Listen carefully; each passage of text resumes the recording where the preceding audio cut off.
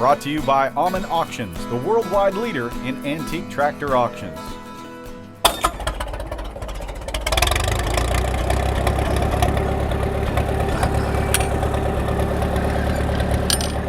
Red power is most often associated with farmall, but check out this fine red machine, built back in the days before World War II. Worcester, Ohio's James Nickles is not shy about his love of red tractors, and this 1938 Huber LC is the bright spot of his collection. I'm a red iron man. I'm an international man, really, but this isn't international, but this is one of my favorite ones. The 1938 Huber was originally owned by the Young brothers of Loudonville, Ohio, who used it for custom threshing. James first caught a glimpse of this tractor when he was just 6 years old, and it was love at first sight. Well, when I was about 6 years old, we moved to Loudonville, Ohio in 1941 in the winter. And the next summer, they came and did our thrashing with this tractor and thrash machine. It was a working tractor. They farmed with it and thrashed with it. Run a crusher to gravel pit for a while with it. They took care of it. I could have bought it in the early 60s, but I was buying my first house and 2 kids and making $2 an hour and working 40 hours a week. So the house come first and the tractor come last. And then I was down half a dozen times to see Milton Young, who was the owner then, and he didn't want to sell it right then. I always had my eye on it because there isn't a lot of them around, and I tried to buy it a few times and I didn't get it till 2001.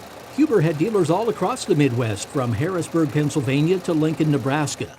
But this particular tractor is extra special to James because it came directly from the factory in nearby Marion.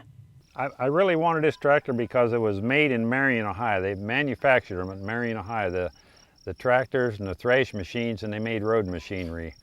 And I wanted a locally close tractor that was made in Ohio.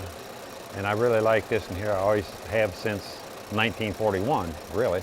People sometimes question the color, but after stripping the paint and finding no green, it was confirmed that this baby is red all the way through.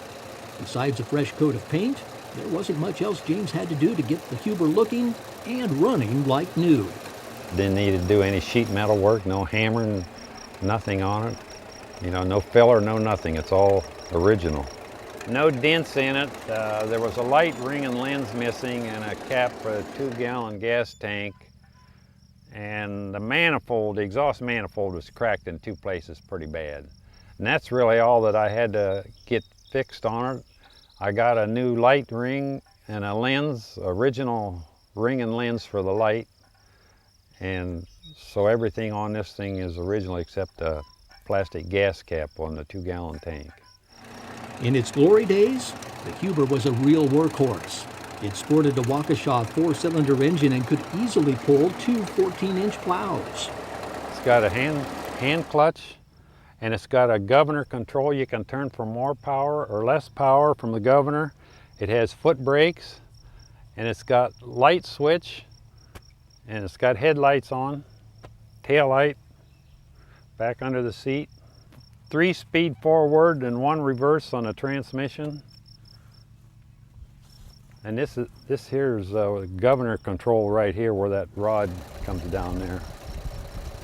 And the headlights, and then they put horns on for probably emergency when they was thrashing. If something they didn't see was right, they'd blow the horn. So they'd stop throwing the sheaves in the thrash machine. And then this hitch right here was to back the thrashing machine around up in the barn or whatever they had. Although the Huber LC was no stranger to a hard day's work on Ohio farms back in the 1930s and 40s, James feels it's earned a holiday now, and the old Huber lives the pampered life. 2 or 3 parades a year or something is what I take it to, or shows, and that's about it for the tractor.